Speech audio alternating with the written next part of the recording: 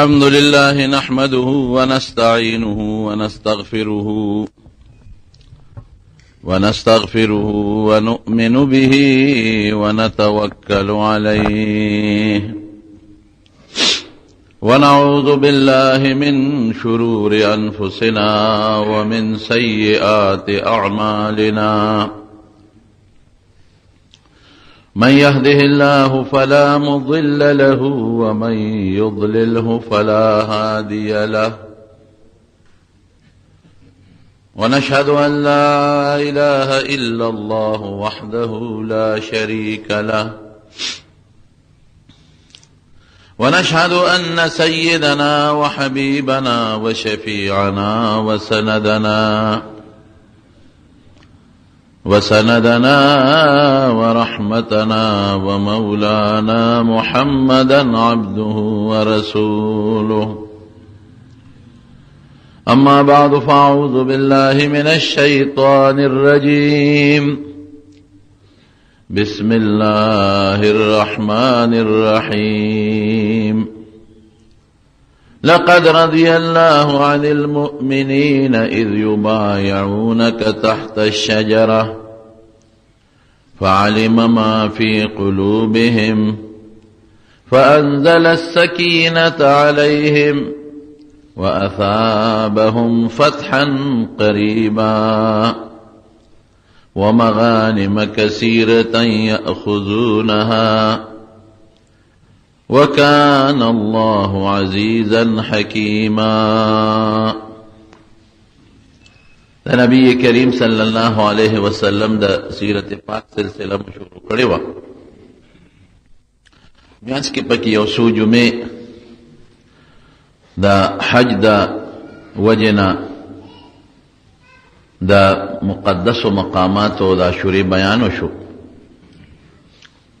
هغه د سیرت سلسله کې یو څو ضروری بحثونه پاتې دي. یو بحث پکې نن دا نبی علیہ السلام د یو عظیم سفر سره تعلق لري چې قرآن شریف هغې له ډېر اهمیت ورکړی دی او قرآن حکیم فتح مبین ویلی دی. هغه د نبی کریم صلی الله علیه وسلم د حدیبیې پورې د مدینې منورې نه سفر دی. نبی کریم صلی اللہ علیہ وسلم تقریباً 6 کاله په مدینه شریفه کې تیر کړل او خپل آبائی وطن مکه مکرمه ونه لیدله په دا 6 کاله کې. نو اسم چې انسان د خپل کلی کې کم کې خړپوسې کړي او خپل ماشوموالي ژوند یې پکې تیر کړي او د پلار او مور او د نیا او نیکه آبائی وطن او په ظلم یې ته څوک د دې وطن نو باسي نو هغې ته په زړه کې ډېر زیات شوقي. هر وخت یې سوچي چې زه به دا خپل کلي او دا خپل در و دیوار دا خپلې کوڅې دا خپلې خاورې دا به څنګه بیا ووینم. اگر چې الله ورسره وعده کړې وه والذي فرض عليك القرآن لرادك إلى معاد، الله ویلو چې زه به دې واپس دې له خامخا راولم خو پته نشته کله واپس راولي. شوق په زړه کې و. بیا وطن هغه وطن چې بیت الله دی پکې او پکې صفا او مروه دي او پکې مقام ابراهیم او حجر اسود دی او د هغه وطن چې د عمرې او د حج تعلق لري داسې وطن د انسان چته یریږي. نو حضور پاک به د الله په دربار کې هر وخت سوال کوو چې یا الله ما سره وعده کړې ده نو ما دې خپل وطن ته واپس بوځې. حج پاتې دی زمانه، عمرې رانه پاتې دي، طوافونه پاتې دي او د بیت الله لیدل پاتې دي.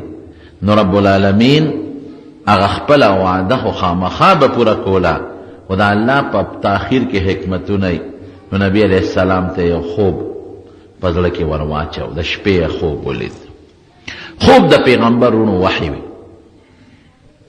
زمون د خلکو سترګې مو اودوي او زړه زمون اودي. زړه مو غافلی او د پیغمبر زړه دا ویخي سترګې اودي وي خو زړه داسې وي لکه د ویخي چې سنګی. زړه خو په خوب کې هغه خپل حرکت کوي، د زړه خو داسې نه ختمیږي، خو لکه څنګه چې د ویښې د انسان زړه بیداري دغه رنګې په خوب کې د پیغمبر زړه وي. نو خوب یې ولید چې زه سره د خپلو صحابه کرامو تلې مکې مکرمې ته او موږ د بیت الله طواف وکړ او عمره مو کړه او بیا چا سرونه وخوړل او چا کټ کړل. دا خوب صحابو ته بیان که چې ما خو داسې خوب لیدی دی. نو کومو صحابه چې د مکیو د هغې زړه خو جوش ومونده چې بس که خیري د حضور پاک دا خوب خو وحی ده او رښتونی دی، موږ به که خیري ځو عمرې له. جوش پیدا شو چې کله به اوس دا سفري. او چې کوم د مکی نو هغې په زړه کې د بیت الله شریف شوق او د طواف او د عمرې شوق د هغې زړه کې مو، نو هغې په جوش کې راغله صاحب اوس به کله ځو. دا خوب خو تولید، خو دا خوب باندې عمل به کله کېږي، کله به ځو. نبی کریم صلی الله علیه وسلم اعلان وکړ چې ځان تیاروئ، که څوک ما سره ځي صرف او صرف د بیت الله طواف او سعی د صفا او مروه د عمرې په نیت، نو ځان تیار کې. نو تقریبا کم و بیش 1400 صحابه یا 1500 د 1400 د 1500 په دې منځ کې صحابه کرام تیار شو. خو چونکې نیت یې د عمرې دی نو ځان سره مضبوطه وسله وانه غشته، صرف تورې واغشتې، هغه هم په تیکو کې بند دی،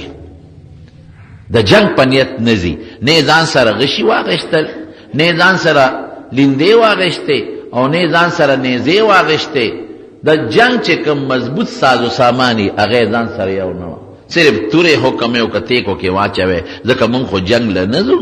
مونږ خو عمرې له ځو، د خدای د کور طواف کوو واپس راځو. خو بیا هم د حضور پاک لکه یو خدشه وه. نو یو جاسوس و مصرف نه سفیان هغې ولیږه رضی الله عنه، وی ته لاړ شه او ته اندازه واله، هسې نه چې موږ دقسې تورې په تیکو کې د عمرې په نیت ورشو او دا ظالمان هم نه پرېږدي جنګ را سره شروع نه کړي، ته معلومات واخله. هغه جاسوس د نبي علیه السلام لاړ مکې مکرمې ته، د مکې خلک خبر شوي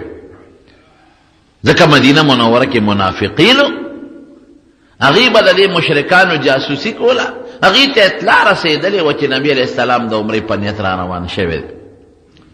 نو حضور پاک چې د مدینې نه وت ذوالحلیفه ورته وایي، نن سبا ورته بیا ریالي وایي،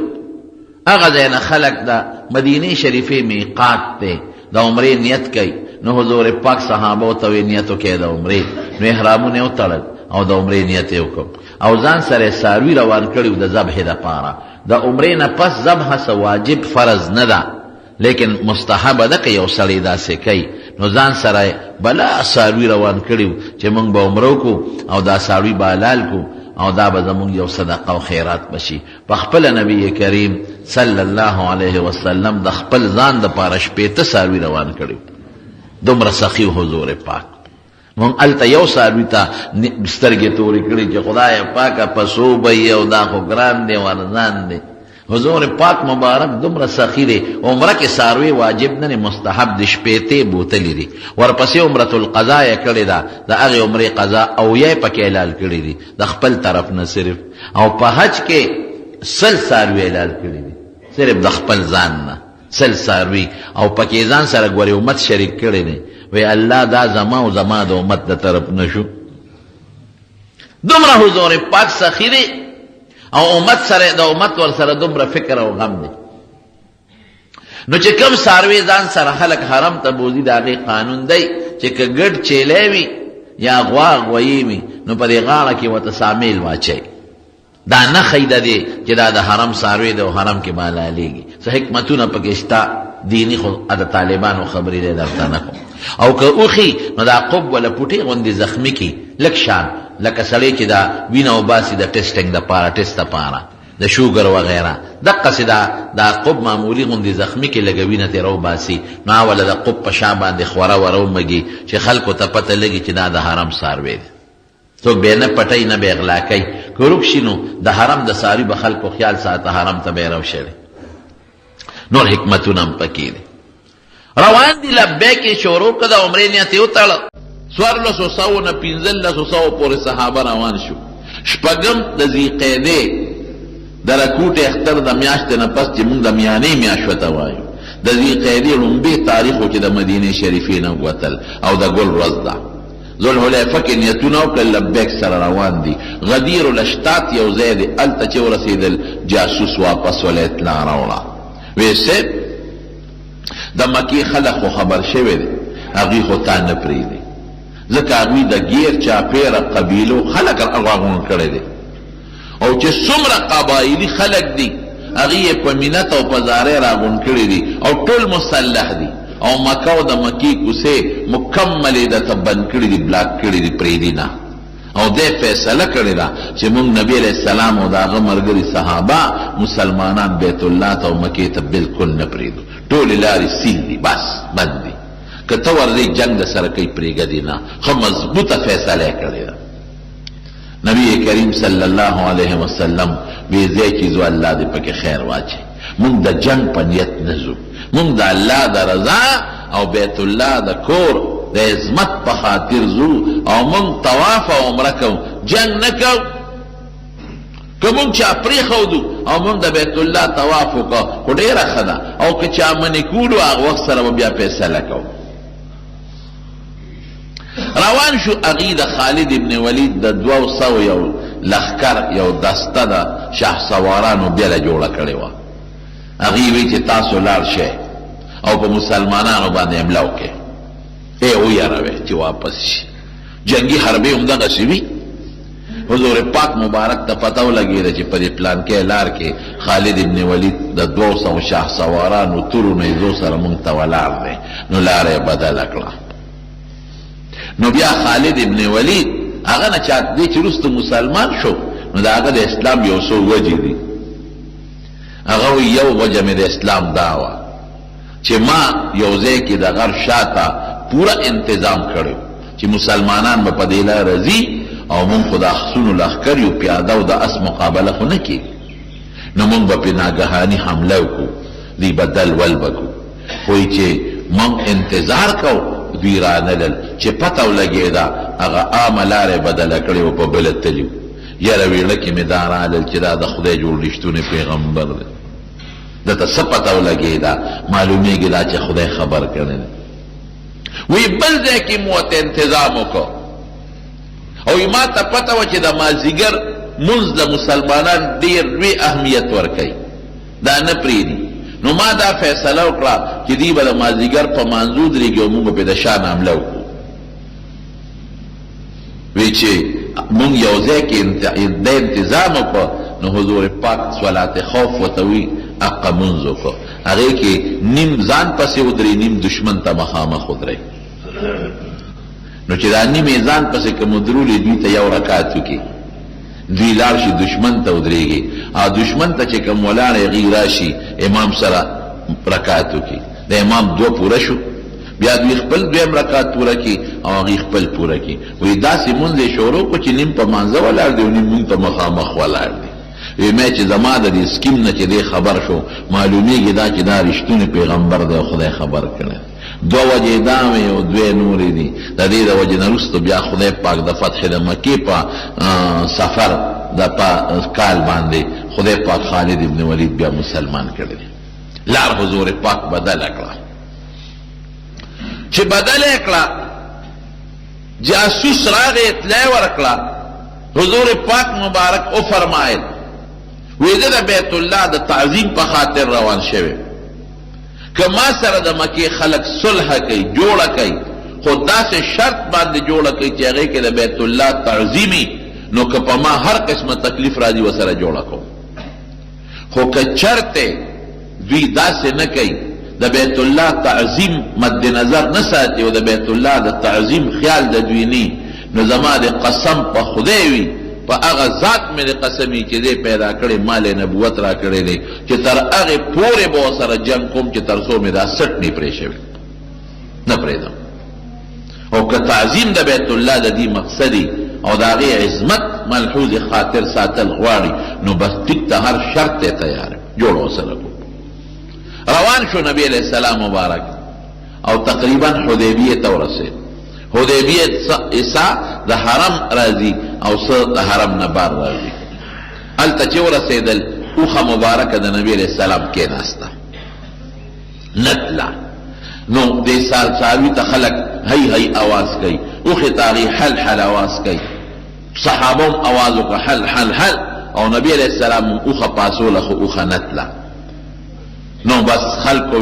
وی دا قصوا خډيره تکړه اوخه بس تړې شو ښا بوډه شو قصوا ستړې شو نور دتلونه د قابل دتلونه دا هغه اوخه چې حضور پاک په عام سفر کو د هجرت سفر یې پکړ نبی علیہ السلام ما خلات القصوا وی دا ستړم نه دا قصوا اوخه او دې عادتم نری چې پلاره کې دغه سي سملی ولکن حبسها حابس الفيل دا خدای بند کړه الله نه پریدي مخکې ولی نه پریدي لا برها لخر خدای بند کنه پرې خو چې په مکه کې جنگ ونشي اگر چې نیت هغه ټیک نو مونږ د طواف په نیت ځو لیکن د الله دا حکمت چې بیت الله د جنت ساتي بس او خله بیا یو आवाज ورک او خو چته شو او نه غلارو د حدیبیه په میدان کې سملاستا صحابه رال په دلار کې حضور پاک د شکایتو کوي سبب وبنشته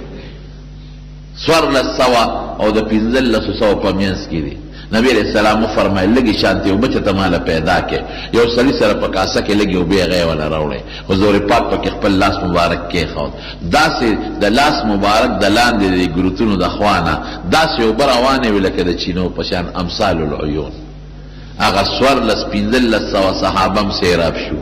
اغوی سره چې کم د سورلې او خان و غم سیراب شو اسونه وخا او چې کم ایزان سره د صدقې د ذبح لپاره صاحب روان کړو اغم سیراب شو دا عظیم معجزه د نبی علیہ السلام نو طالبانو ته مې دا هغه قوم نه خوش قسمت قوم کم دی چې د حضور پاک د معجزې او بیس کې لري چې د حضور پاک د لاس مبارک د معجزې او بیس کې لري دا غینه خوش قسمت قوم بل نشته چې حدیبیه ته ورسېدل کوي کې لګي شانته او به هغه صحابه وروچته کړل کوي او ځان زوت شو رال بیا صحابه شکایت وکړو وسن حدیبیه کې خو یو کوي دي هغه صحابه او ځان زو قطره او پکې نشتا نبی علیہ السلام دې درځم راغه غش مبارک راواغشته او هغه په کوي کې ورله او لګي شانته او به خپل مبارکه کې واچولې هغه پکې ورزولې وې سر پکې دي صحابه په سر د پاسه کې خاوده وی لک صبر وتاو کې صبر وکړو یو ست سر لر کې وبته راو باسه دومره وبته صحابه وروسته چې هغه ټول صحابه په سیراب شو صالم سیراب شو ګډه چهلم سیراب شو کوي کې هغه جو برا کوټ کې دا دوا معجزې د نبی کریم صلی الله علیه وسلم د تخکار شو حدیبیه ته چې ورسېدل نبی کریم صلی الله علیه وسلم یو صحابي ولېګو وی تداسو کچه لارشا حضرت خراش ابن امیہ رضی اللہ عنہ وی تا مکی تا لارشا او دا مکی خلق تا دما یو پیغام و رسو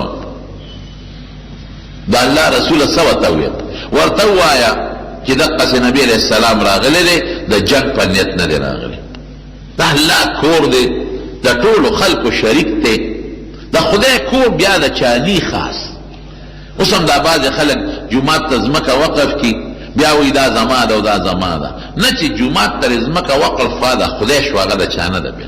ار سړی پکې منځ کولی شي دې کې دا څه خبره نه نو دا بیت الله دا خدای کور دی دا هر چا دی ورته وایا چې ما پرې زه عمره کوم واپس او دا پیغام وته زما ورسوه چې کما سره جوړه کوي نو جوړه راسو کې جنگ تاسو مستړی کړي او مزه مستړی کړو ما سره جوړو کې زه پیښه او نور عرب پیښه کچرته نور عرب په ما زور ورشو او زه ختم کړم نو تاسو ارمان به پوره شي او کچرته خدای زما طاقت غالب کا او نور عرب مسلمانان شو زمون غلبه پراله نو بیا تاسو وګورئ که زمون برسته کوي او کنه کوي خو جوړه را سره وکي تاسو مستړی شو زه مستړی شو بس جوړه را سره وکي حضرت خراش رضی اللہ عنہ چکل لا نو وته صحابه کافر ہوتے ہوئے د مکه مشرکان ہوتا ویزرا غلیم او د نبی علیہ السلام یو پیغام مې راوړی درته اورو چې کوم نوجوانانو هغه وینا مونږ ته دا پیغام راوړو مونږ دا خبره نه و بس دې پریدو چې کوم مشرانو بډاګانو هغه وی دا څه کار دی چې تاسو دا خبره واورئ ګناه پکې څه ده چې څه وایي وی نه بلکل یې نه پرېږدو پرېښودل خو نشته وی خبره خو یې واورئ نو د هغه خبره وی ښه څه وایي وی هغه وایي چې ما سره جوړه وکړئ تاسو هم جنګ ستړی کړئ او زه هم ستړی کړم زه پوه شه او باقي عرب پوه شه که چېرته زه یې ختم کړم مسلمانی لاړه بس د لار مات به مو رجېږي که نه ستاسو خو همدغه غرض دی او که ماله خدای غلبه راکړه او نور خلک هم مسلمانان شو نو خیر دی په تاسو جبر نشته بیا به وګورئ که زمونږ ملګرتیا کوئ او که نه کوئ او دا م ورته ووایه چې موږ صرف عمرې له راغلي یو د خدای کور دې پرېږدی چې موږ د عمره وکړو وسله م نه ده راوړې واپس به ځو او دا م ورته ووایه او بل دا چې هلته کوم غریبانان بعضې غریبانان مسلمانانو په مکه کې هغوی به د مشرکانو والته کول پټ مسلمانانو نه را پرېښودل مدینې هجرت ته نو د خراش رضی الله عنه ته یې وی هغوی ته یو زیری ورکړه چې تاسو ته لږ وخت پاتې دی انشاءالله چې ان قریب خدای پاک مونږ له دا مکه راکوي دې لاړه هغوی ته یې خبره ورسوله هغه چې کم غریبانان او کمزوري مسلمانانو هغوی ته د پیغمبر علیه السلام بشارت او زیری ورسو او چې دا خبره وکړه بس د مکې مشرکانو یو حل کړي وی نه ورسره جوړه کوو نه دلته پرېږدو زمونږ دشمن دی قطعا نه پرېږدو او که راغی جنګ ورسره کوو حضرت خراش رضی الله عنه واپس راغی نبی کریم صلی الله علیه وسلم ته الوی صاحب نه جوړه کوي نه دې پرېږدي بنو خزاعه یو قبیله و د مکې خوا کې اوسېدله و مشرکان خو د پیغمبر علیه السلام سره تعلقات و د هغې سردار و بدیل ابن ورقا و مشرک کافر په دې موقع موجود و دې مشرکانو ته ویې ده که وی یو خبره نه کوي وی څه وی جوړه کې تاوان څه دی تاسو هم جنګ کوئ هغه هم جنګ کوي تاسو نه مړي کېږي او د هغوی نه هم کېږي او خپل خلک یې پردي نه یې ټول دا یو بل رشتهداران یې نو جوړه به وکړو ما پرېږدی زه به ورشم او زه به ورسره د جوړې څه خبرې اترې وکړم هغوی چې کوم هوښیاران و هغوی وي بس ټیک ته که نه جنګ نه څه جوړېږي خو ورته یې وې بدیله ته خو ځې خو شرط به زمونږ دی چې مونږ یې دلته عمرې ته قطعا نه پرېږدو باقي چې په هر څه ته فیصله کې وکړه ورسره خو دلته یې پرېږدو نه دی راغی بدیل ابن ورقا نبی کریم صلی الله علیه وسلم سره خو د تعلقات و کافر خو تعلقات نبی علیہ السلام ته ویل چې دا مکې مشرکان جوړې ته آماده دي جوړه کوي لیکن د جوړې شرط یې دا دی چې تا سخت کال نه پرېږدي عمرې ته دې نه پرېږدي واپس به ځئ نبی کریم صلی الله علیه وسلم وی ډېره ښه ده وی زه یو سړی درلېږم نو حضرت ابو عمر فاروق رضی الله عنه ته وی عمره زه ته لاړ شه او دا حضرت خراش رضی الله عنه چې کله لاړه د ده څاروي هغې ظالمانو مړ کړه اوښې وله مړ کړه او دې هم وجه خو به دې ته خلکو خلاص کوي نه دی خو استازی دی حضرت عمر ته وی عمره ته ورشه او د جوړې توړې څه خبرې دی مکې مشرکانو سره وکړه حضرت عمر صاحب وی د الله رسوله ما مه لېږه که زه دې ولېږلم ګروس په دله خبره یو طرف ته کړم بس ما مه لېږه ما مخکې خو یې څه ګڼې وړې وې خراش خو ترې راغی ځان یې ترې راخلاص که سارې وله مړ کړ ما ته خو که چا بره مو کتل نو قصه مې دې ډنګه ډونګه کړي ما مه لېږه او زما قصې پسې نه لګي زما کمانې خو بس زه چې پې ورځو بس هر څه چې کېږي هکې یو خدای یو عجیبه جذبه پیدا کړې وی څوک ولېږم وی حضرت عثمان ولېږه دې صابره ده عثمان کې صبر ډېر زیات و رضی الله عنه او رشتهداران یې په مکه کې شته نو حفاظت پرې نه نبی علیہ السلام حضرت عثمان رضی الله عنه ته وی زه ته لاړ شم چې لاړ د مکه کې د ده رشتهدارانو مشرکان د هغوی په پناه او په امان کې ورداخل شو چې ورغې وی تاسو د جوړې خبره نبی علیہ السلام هم کوي او تاسو هم کوئ زه راغلم چې جوړه جاړه وکړو او نبی علیہ السلام د عمرې په نیت راغلی دی اوس یې پرېږدی ګوره چا سره چې جوړه کې نو څه ناڅه هغه خو یو عزت ورکوې که ابا تاسو له درکې تاسو هغه یو عزت ورکوې غټ عزت د هغه دا دی چې پرېږدی دی چې دا عمره وکړي. هغې ورته وویل که ته عمره کوې نو وکړه، تا ته اجازت دی ځه، خو که هغه راځي نو قطعا یې نه پرېږدو عمرې ته. د ده خبرې ورسره لږې تیزې شوې، بس هغوی کلک ونیوه په کوټه کې بند کړ. نبی کریم صلی الله علیه وسلم ته اطلاع غلطه راورسېده، چا ورته وی چې عثمان خو شهید کړ. په دې حضور پاک خفه شو، وی چې استازي ته خو څوک تاوان نه رسوي، استازي خو به د هغوی دلته راځي، زمونږ به هلته ځي، دا خو یې غلطه وکړه. وی بس صحابو ته وی د عثمان بدله، صحابه خو هسې تیار، هغې خو په دې سوچ کړو چې مونږ لازما ځو او عمره به کوو، هغې خو ورته مخکې نه تیار تابعدار ناست، خو چونکې په مکه ورتللو هغوی ټولې لارې سیل کړې وې، بند کړې وې، او د ګیر چاپېره د دنیا قبایل یې راغوښتي وو، په زرګونو خلک تیار تابعدار. نو د چا په کلي ورتللم اسان کار نه دی چې بیا هغې دته انتظام هم کړي، وسلې هم را جمع کړي، وړه خبره نه ده. نو حضور پاک ته بیعت واغېسته، وی ما سره به بیعت کوې. نو په حدیبیه کې یو غټ د کیکر اونه وه، د هغې کیکر لاندې حضور پاک کېناسته، وی چې څوک ما سره ځي راځئ ما سره بیعت وکړي. نو یو کس به راته او د نبی کریم صلی الله علیه وسلم سره به بیعت د جهاد کوم، بیعت به کوم. دې ټولو صحابه کرامو بیعت وکړو، او دا ګورو اسانه خبره نه ده. تاسو خپله سوچ وکړئ چې د بل په کلي ورځي اټول مسلحي او هغه په زرګونو وي او ته 1400 پې ورځې او بیا دا څه وړه خبره نه ده. د هغې ښځې دې په کاڼ ولي، د هغې ماشومان دې ولي، هغې به خپلو کورونو کې دفاع یې شته، په غشو به ولي، په لارو کوڅو کې به تاسو تتر بتر شئ، څه به کوئ. لیکن صحابه کرامو دا بیعت وکړو. اخره کې نبي کریم صلی الله علیه وسلم دا خپل لاس اوچت کړ، وی عثمان پته نه لګي که جمدي وي خو ټیک تا، که مړي خو صحیح، که جمدي وي نو زه د هغه د طرف نه هم بیعت کوم. نو دا خپل ښی لاس یې اوچت کوي، دا د عثمان لاس، او دا زما لاس، وی د عثمان د طرف نه ما د جهاد بیعت وکړه. دې نه څه معلومه شوه چې دا ته عثمان صحابه به وی عثمان رضی الله عنه په مونږ کې ډېر قیمتي سړی وی مونږ په خپلو لاسونو بیعت وکړو، عثمان د حضور پاک په مبارک لاس بیعت کړی، خپل لاس یې د عثمان لاس وګرځاو. او دویم دا چې د هغه په ایمان یې یقین و چې د هغه طرف نه بیعت وکړه. ته بیعت کې که نه کې خوښه دی، د هغه په ایمان یې یقین و چې به خامخا بیعت کې او د جهاد کې به شاملېږي. هغې ته پته ولګېده د مکې مشرکانو ده چې مسلمانان هم نه صبرېږي. نو هغې یو بل مشر و عروه ابن مسعود ثقفي، هغه یې راولېږه. هغه وی چې لکه دا مسلمانان خو مونږ ته څه بده خبره نه کوي، د خیر خبره کوي. نو پاسېده ټولو ته یې وی زه ستاسو مشر یم که نه؟ هغې وی یو زمونږ مشر. وی پلار هم یم که نه؟ وی بلکل زمونږ پلار. وی ما پرېږدی زه ورسره جوړه کوم. وی ځه ورځه. عروه ابن مسعود ثقفي چې کله راغی او نبي علیه السلام سره کېناسته او خبرې اترې شروع کړې، نو هغه لږ رو بچاو په خبرو کې په حضور پاک. نو نبي علیه السلام ته وایي وی داسې کار دی، وی داسې دې څوک لیدلي چې خپل قوم به ختم کړي،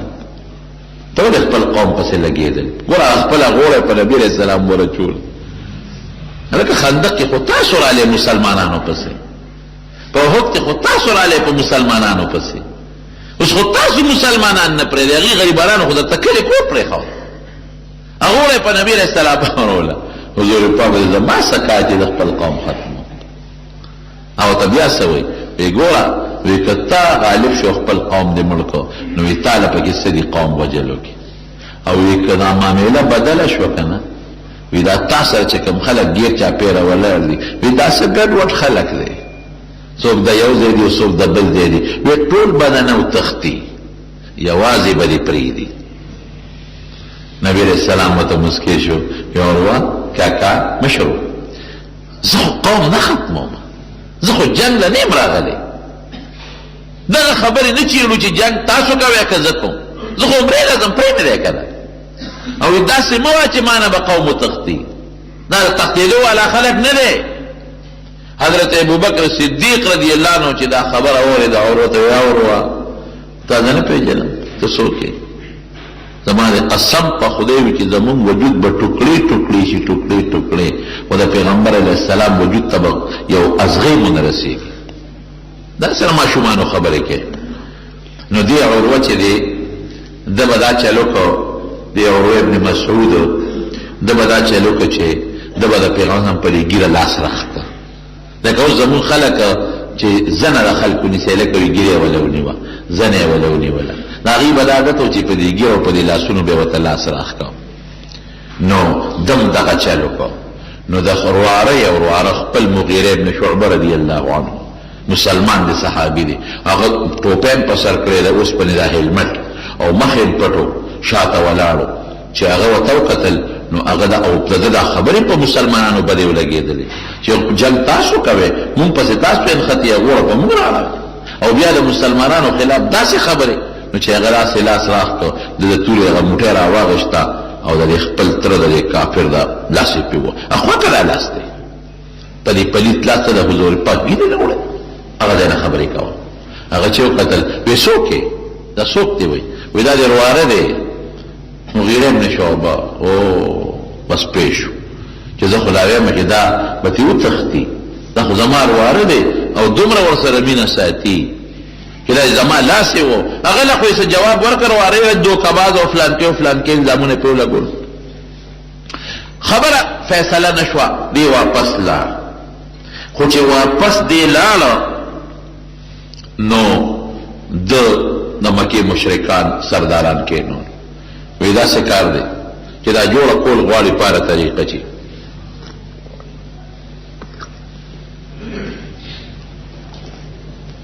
الحمدلله دا وی ما د مسلمانانو جایزه واغشته وی قسم دی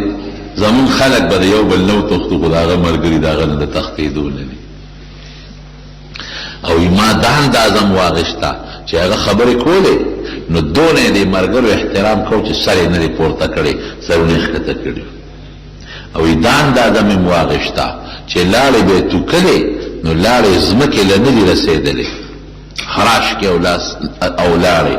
ابه د ملګرو یې په لاس راښکو په مخ به یې مږه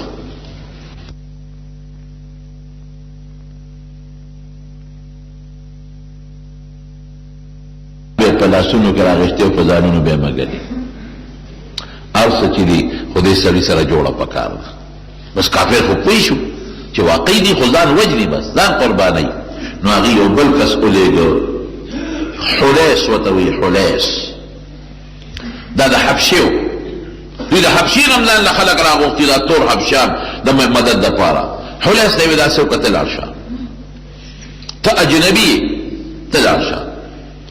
نبی کریم صلی الله علیه وسلم ته پته ولګېده نو دا حلیس د ده قوم به د دې حرم د څاروو ډېر احترام کوو نو هغه وایي داسې وکړئ چې دا کومو څاروو ته مونږ غاړه کې میلونه اچولي دي او د حرم د ذبحې په نیت هم لوستې دي دا څاروي په لارو کې ودروئ حلیس چې راغی دې څاروو ته یې وکتل وایي دا څه دي وایي دا د حرم څاروي دي مونږ عمره کوو دا به حلالو هغې له هم روستې دي وایي ښه بس واپس شو وایي دا خو پرېښودل پکار دي چې لار د مکې کافرو ته وي وی داسې کار نه چې هغوی خو څاروي روستې دي او غاړه کې ورته میلونه اچولي دي او هغه خو به راولي عمره به کوي هغه به حلالوي نو دا څاروي به تاسو دوی ته واپس کوئ عمرې ته نه پرېږدئ چې خپله عمره وکړي زه خو ته واپس رالم هغې ورته وی بانډیسیه پوه نه شوې بانډیسیه دوکه شوې وی ښځه بانډیسي بس خپل قوم ته وی ځئ چې ځو ته د مکې د مشرکانو او مدد نه کوو بیا رضا که کښېنو نو سهیل ابن عمر دا پکې مشرو دی او لېږه وی ده ته لاړ شه او خبرې ته وکړه سهیل ابن عمر راغی نبی کریم صلی الله علیه وسلم حضور پاک تپوس وکړي دا څوک راغلی دی وی سهیل دی وی سهل الله امورنا وی انشاءالله زمون کارونه خدای آسان کړل سهل اسانتیا نه ورته وي دی چې کېناسته نبی علیه السلام سره خبرې ترې شروع کړلې نو دا شرط مضبوط ټینګ کړی چې صرف سخت کال به نه راځي عمرې له مونږ په دې فیصله کړې ده او آینده کال له خیر دې راشه او عمره وکړه او یو څو لس شرطونه ولګول یو شرط پکې دقه و چې ته به سخت کال واپس کېږي دویم شرط پکې دا و چې که زمونږ نه یو سړی در وتښتېد او مسلمان شو مونږ له به واپس راکې او که ستاسو نه یو سړی راوتښتېد او مرتد شو کافر شو مونږ به یې نه درکوو. دا دویم شرط. دریم شرط څه دی؟ آینده کال چې راځئ وسله به نه راوړئ، عمره به وکړئ، تورې به د سړي اب هم تیکو کې بندي او 3 ورځې به کې به ځان فارغوئ، واپس مدینې ته ځئ. د دې صلح به 10 کاله مودئ، د یو بل دوستانو باندې به حملې نه کوو. داسې 10 شرطونه چې دا شرطونه کله لګول صحابه وې دا چې ته مونږ منو، زمونږ نه به سړی راوتښتي تاسو به یې نه راکوئ او ستاسو نه به راوتښتي مونږ به یې درکوو. او دویم دا چې مونږ به اوس واپس ځو، عمره به نه کوو، مونږ چې احرامونه تړلي دي، نیت هم چې کړی دی او مونږ چې دا دومره څاروي را روان کړي چې دا به د عمرې نه پس حلالوو، دې سره به څه کوو؟ دا شرطونه مونږ نه منو. نبی کریم صلی الله علیه وسلم صحابه ته تاسو ما پرېږدئ، زه جوړه کوم، هر څنګه چې زه جوړه کوم جنګ کوم. او صحابو کې خو یو دا جوش و چې دوی د عمرې په نیت را روان شوي دي او د ډېرې مودې نه په دې تمه و چې اوس د لارې نه واپس بوځي نو چېرته د هغې زړه برداشت کوي. یو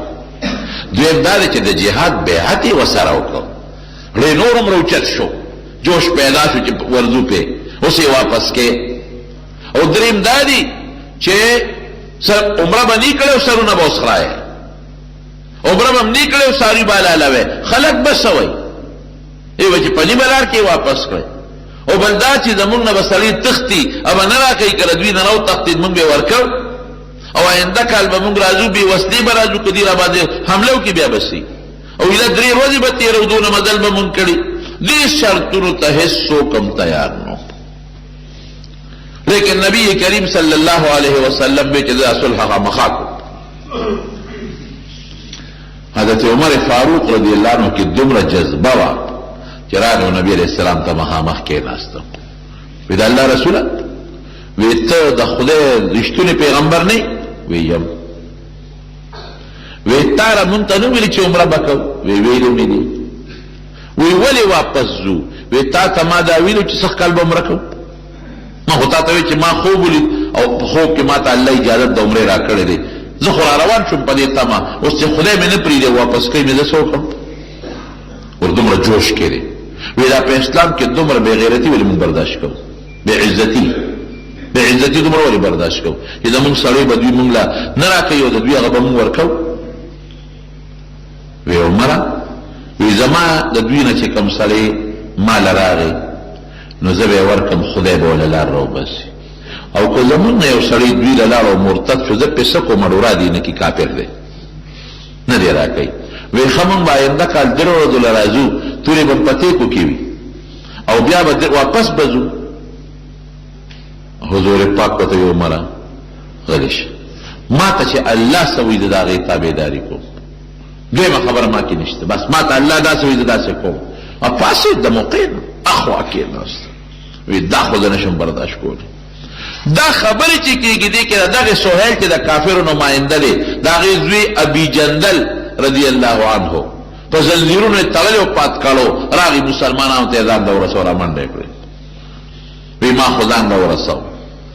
زه خدا دې دوی دومره وهلی ما او ټکولی ما او زنځیرونه یې راته اچولي دي، ځان مې را خلاص کړو، تاسو له مې راورسو، دا زنځیرونه ما نه اوس پرانیزئ. هغه پلار خو یې د کافرو مشر دی، نماینده دی، او را پاڅېد او دا سهیل دا زوی چې کوم دی ابو جندل په دې مخ یو څو څپېړې وو او کلک یې ونیو اخوا یې کړ، وی دی خواشه. نبی علیه السلام ورته دا پرېږده دا هلک، وی نه پرېږده،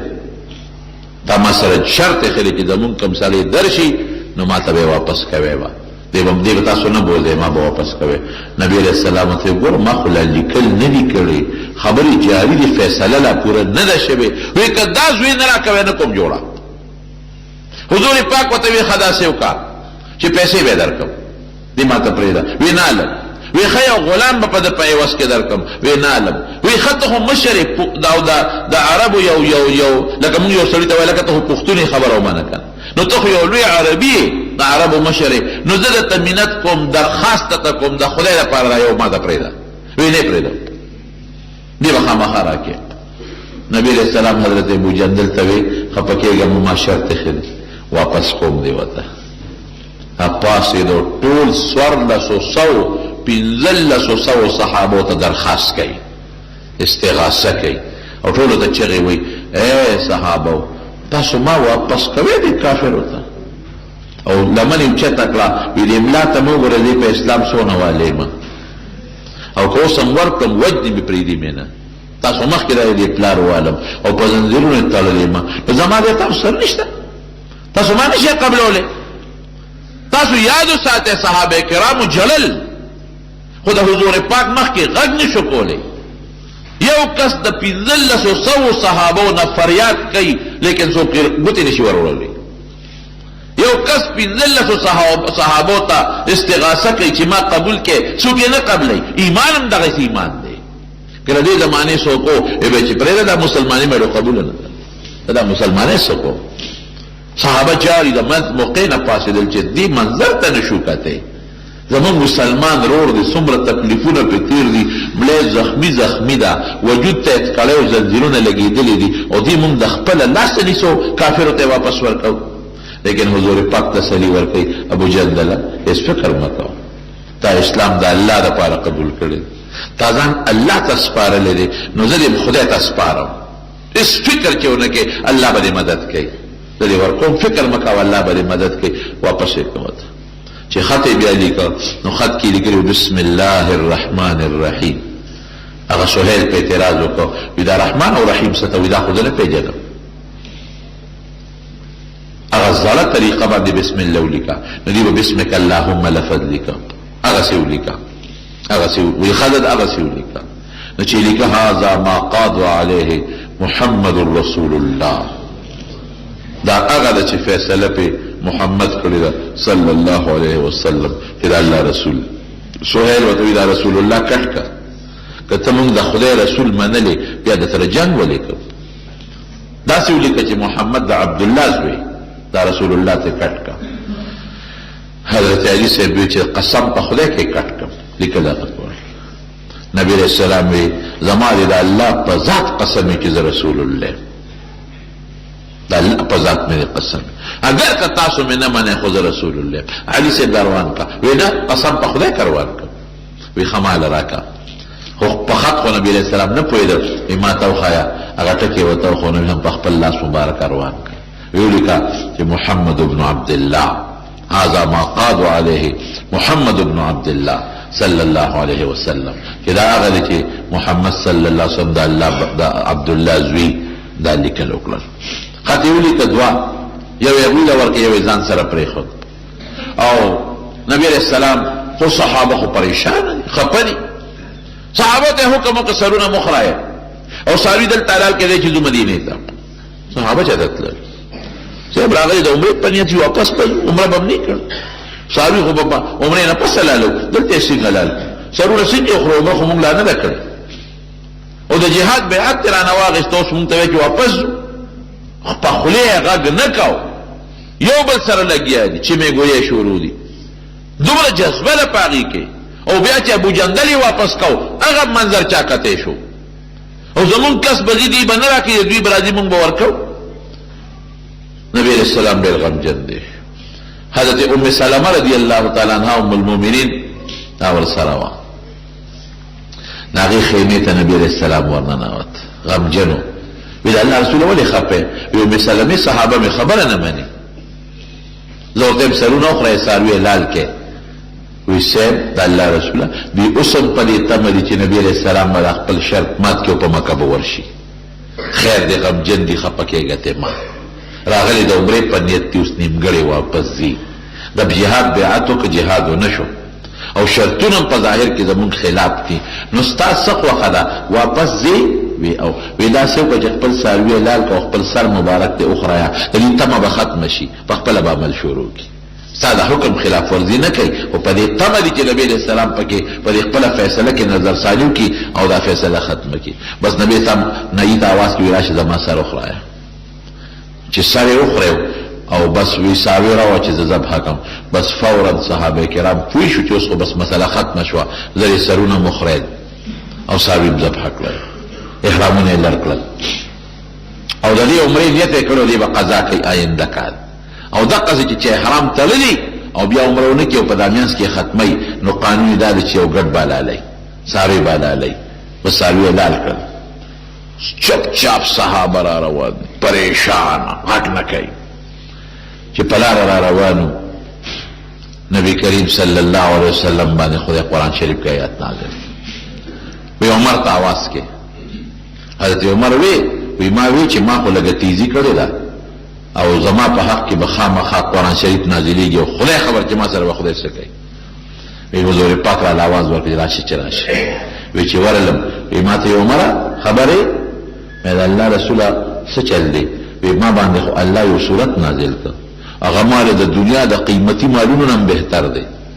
د الله رسوله څه صورت دی وی دا صورت نازل شو انا فتحنا لك فتحا مبینا چې تعالی خدای دا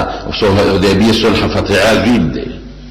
دا لوی فتح ده وی خدای الله رسوله فتح ده او فتح ده ته ګوره دې کې زمون کامیابی ده بیا صحابه کرام خوشاله شو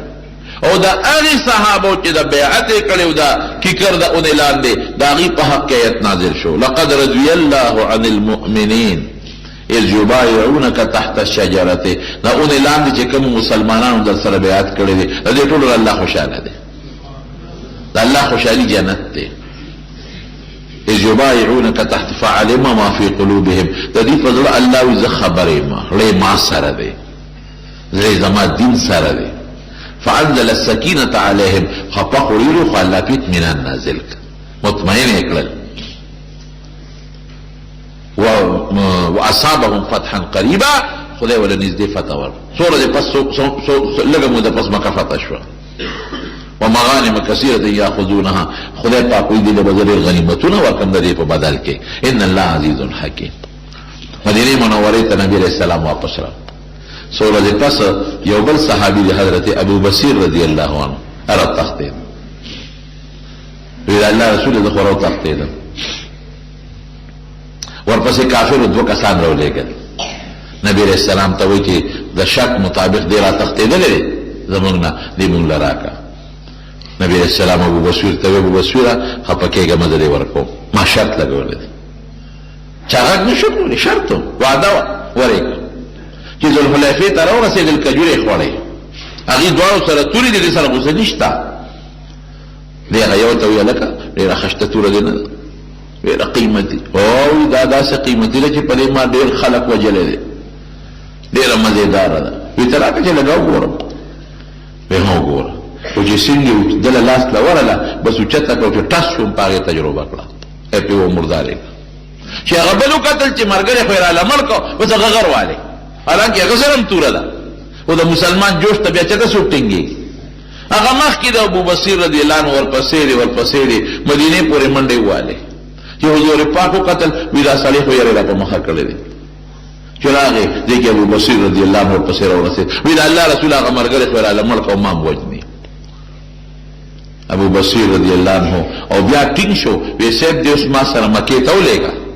د چې زم او واپس بیا بس کافر سړی د پسې رالېږي دی ولېږه وی نو بس ګویه ځه که نه وی ځې چې ته بوتلی شم دی را سره ته ورسوه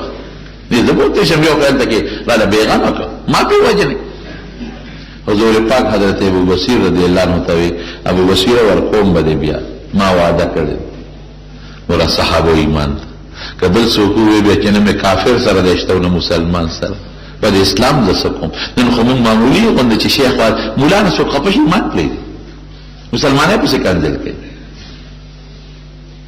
نن خو زمونږ دغه حال دی طالب نه څوک خفه شي مسلمانۍ پسې کنځل کوي دغه صحابه دي ایمان دقې ته وایي ایمان نه د ملا دی نه د طالب دی نه د جومات دی او نه د مدرسې دی ایمان ستا خپل دی او خدای سره د ایمان تعلق دی بل چا سره نشته د ایمان احسان به په ملا نه کوي دا ته پیشه خدای دې پیشه مسلمان مې کافر پتا ده چا څه ایمان دغه ته وایي وی ابو بصیر ورکوم باندې واپس شرط مې خېره وی د الله رسول تا شرط پورا کړل ورکلم دا خو زما کمالو چې ما ځان راو تختو حضور پاک د خلین یو ټکی او خط ویل امه مسیر حرب وی دا سړی خو جنگ ګرمي لو کان له احد سوچتنه چې دی پوي کی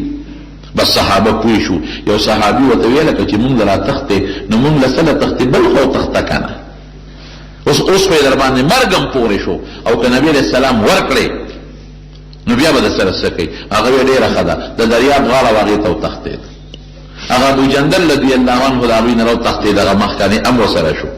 بل را تختی بل را تختی بل را تختی. خو چې کم مسلمانیږي یا پټ مسلمانان دي تختی، ابو بصیر رضی الله عنه لذي دریاب په غاړه ډېره دی.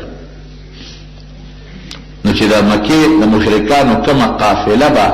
شام ته تله نو لاره خو یې په دوی وه، دوی پې حمله کوله، دوی پې حمله کوله.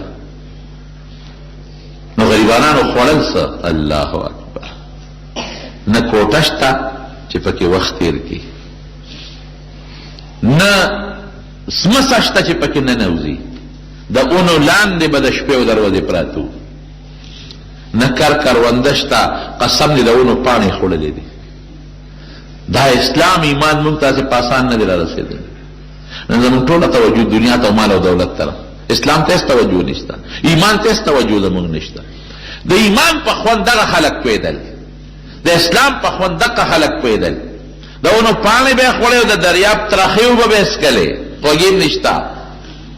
او نه کوټه شته او نه سمڅه شته، په دا میدان پراته دي. او چې د مکې د مشرکانو قافله شام ته ځي یا راځي حملې پې کوي، نو د مکې مشرکانو نبي علیه السلام ته سوال جواب ولېږه، وی د خدای خاطر وکړه او زمونږ د رشتې خاطر وکړه چې دا کسان مدینې ته راوغواړه او دا شرط مونږ په خپله ختم کړو، که ستا نه څوک راتښتي مونږ به یې نه درکوو، که زمونږ نه څوک در وتښتېدل مونږ له یې مه راکوه، شرط مو ختم کړو. ګوره حضور پاک فرمایلي وو که نه، وی الله به لار راوباسي، دا هغه لاره مونږ له یې مه راکوه، خدای ته وګوره او زمونږ د رشتې خیال وساته. قسمونه یې واچول نبي علیه السلام ته چې دا ډله مدینې ته وغواړه، زمونږ په قافلو حمله کوي، قافله ته نشي تللی. نبی کریم صلی الله علیه وسلم یو خط ولیکه د حضرت ابو بصیر رضی الله عنه په نوم باندې، او ډېر زیات خوشحاله او قاصد له یې ورکوي دا خط فورا ابو بصیر ته ورسوه. او ابو بصیر ته دا خط کې لیکلي چې بس کافرو خپل شرط ختم کړو او ته مهرباني وکړه سره د خپلو ملګرو مدینې منورې ته را روان شه او د مدینې په لار کې به زه ستا استقبال کوم. لوی خبره وه. خط ورسېد ابو بصیر ته چې خط یې وکړ، دغه وخت حضرت ابو بصیر رضی الله عنه بیمار او په بستر نه په خاوره پروت دی، په خاوره، صادر نشته، بستر نشته، خوارانو سره څه دي، خو دغه یو کمیس یې اچولی دی یا لنګې والی دی، په خاورو د پاسه پروت دی او ناجوړه دی. ډاکټر حکیم هم نشته چې علاج وله وکړي، نه دارو درمل شته چې وخوري. چا ورته وی ابو بصیر مبارک دی شه، ولې قاصد ورته وی حضور پاک ستا دپاره خط کافرو شرط ختم کړو، دا خط نبی علیہ السلام را لېږلی دی، دا وګوره. او حضور پاک درته خط کې لیکلی دی چې شابه زر راځه سره د مرګرو، زه به د مدینې په لاره ستا استقبال کوم. لیکن هغې ویلي پې هېڅ سکت نشته، پروت دی. خط یې راواخېسته او ښکلی کړ او دې سترګه واړوه، په دې سترګې یې کېښود او یا الله زه ستا اوس هم په دې شکریا ادا کوم، ستا حمد ویم الله، اگر چې د ما د نبی علیہ السلام خدمت نصیب نشو، مدینه مې نصیب نشوه، خو په دې ستا شکریا ادا کوم چې الله اخر وخت کې زما د حضور پاک د خط سره ملاقات کېږي. خط یې ښکل کړ، په سترګو یې کېښود او ساعت یې لاړه، وفات شو. دغه صحابو زندګي و ژوند و، په دغه طریقه د اسلام او د ایمان دوی مونږ ته را رسولی دی. نه د پلار پروا شته، نه د مور پروا شته، نه د ښځې پروا شته، نه د کوټې پروا شته، نه د سورې او نه د رڼا او نه د تیارې، نه د یخ او نه د ګرم. ایمان چې زړه کې کېني بیا نوځي، بیا داسې ایمان دی. باقي مسلمانان لاړل مدینې منورې ته. دغه د حدیبیې صلح خدای پاک فتح مبین وګرځوله. ولې فتح مبینه وه؟ انشاءالله که موقع وه نو آینده جمعه کې به راغې تشریح ته وکړم چې دا فتح مبینه ولې ده. دې نه څه معلومه شوه؟ یو د صحابو د پیغمبر تابعداري څونه ده، زړه یې نه غواړي لیکن حضور پاک چې سوی خبره مني. دا قرنګې به تاسو اوس هم د دیني خپل مشر عالم خبره به منئ، د دین په خبرو کې به د هغه نه انکار نه کوئ، خبره بالکل مني. بل بیعت د جهاد، بیعت یې ورسره کو، بیعت یې ورسره فورا صحابه تیار شو، د هغې غټه قرباني او د پیغمبر علیه السلام احترام او عزت او د دین کلکوالی چې په دین دومره پخته او دومره کلک و چې نه مسلمان سره دشته او نه کافر سره، لیکن بیا په خپل ایمان او په خپل دین پاتې دي او د صحابو د دین لپاره محنتونه او کوششونه او خود د دواړو جهانو د مبارک سردار خدمت دوکې رب العالمین زموږ د دواړو جهانو خیر نصیب کړي. دغه صحابه کرامو چې د دین کوم خدمت کړی دي، محنت یې کړی دي، الله د هغې اجرونه ولا په آخرت کې د جنت په شکل کتاب ورکړي او خدای جنت الفردوس نصیب کړي. د حضور پاک ملګري دي، خدای زمونږ هم د هغې سره ملګرتیا نصیب کړي. خدای د نبي علیه السلام راولې شوي دین خدای دا په امت کې خور کړي. الله تعالی د دین او د ایمان حفاظت وکړي. خدای زمونږ دا وطن د قرآن او د شریعت په رڼا باندې روښانه کړي. الله که څوک مریضان دي ته ولا شفا ورکړي. خدای که څوک قرضداران یې قرضونه اخلاص کړي. الله چې د چا پریشانۍ دی هغه ول په خوشحالو بدله کړي. خدای موږ د مخلوق د شر نه وساتي. د چا چې اولاد نی خدای ته ول اولاد ورکړي. د چا نارینه اولاد نی خدای ته ول نارینه اولاد ورکړي. که کوم الکان جنکې ودونه نشته خدایا صالحان ښځې خاوندانې نصیب کړي. الله چې څوک په یو بل سره روانې دشمنۍ طرفګنۍ دي پر هغو باندې بدله کړي. خدای زمونږ د وجودونو، زمونږ د ایمان، زمونږ د علم، د بچو او زمونږ د مالونو حفاظت وکړي. خدای که څوک د دنیا سبق وي او که د دین سبق وي په خپلو سبقونو کې کامیاب کړي. په څوک امتحانونه ورکړي په خپلو امتحانونو کې کامیاب کړي. د زنانو په سرونو د حیا او د پردې څادر واچي. کوم دوستان چې د جومات ته منزله راځي خدای په یو قدم ول اجر ورکړي. د زړه حاجتونه پوره کړي. که چا په کورونو کې مریضان یا په دې مجلس کې خدای ټول شفا ورکړي. ربنا ظلمنا انفسنا وان لم تغفر لنا وترحمنا لنكونن من الخاسرين برحمتك يا ارحم الراحمين. پخپو باندې صابون مګل څنګه لري خري او پخپو وجود صابون مګل شي.